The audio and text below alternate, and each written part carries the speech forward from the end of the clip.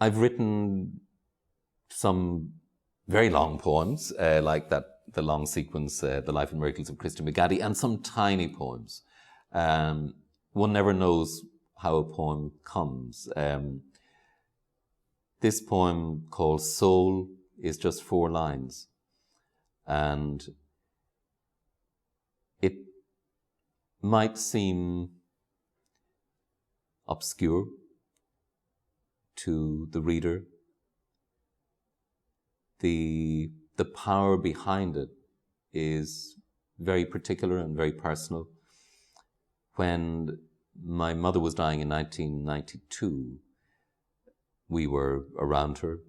She'd had cancer, she'd suffered for months, and as she was dying, I, by instinct somehow, reached out and picked up an old perfume bottle of rose water from the locker beside her bed and held it to her face so that her last breath, her last scent would be beautiful. And on the night then of her funeral, my sister Teresa and I had gone out for a drink. We came back late, and this tiny pink and black butterfly flew into the house with us. And it flew up around the light, then it flew onto my hand. And from my hand it flew onto Teresa's hand. We looked at each other. I went and sat on the couch where my mother used to lie during the day and the weeks before she died, and put my hand down beside me. And this little thing flew, landed on the couch, and walked up on my hand and settled on the little fingernail of my right hand. And I sat there, Teresa and I looked at each other, and we both knew somehow that it was something of our mother's soul or spirit. And I sat there for, I don't know, an eternity, maybe 5 minutes, then went out, and there was a huge full moon in the sky. And I held my hand up for the butterfly to go. But it stayed, and I blew once. It stayed, blew a second time, my breath to get it to fly. It stayed, blew a third time, and it was gone, vanished. And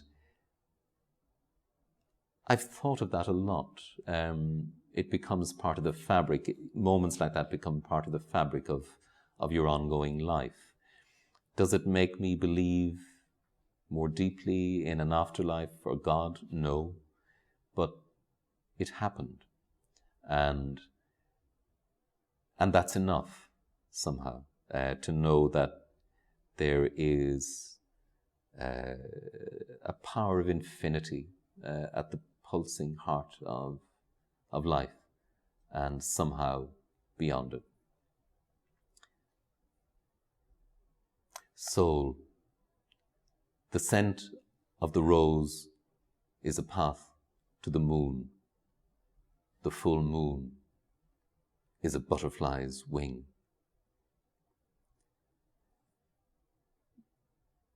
My great friend, the poet Piers Hutchinson, loved that little poem, Soul.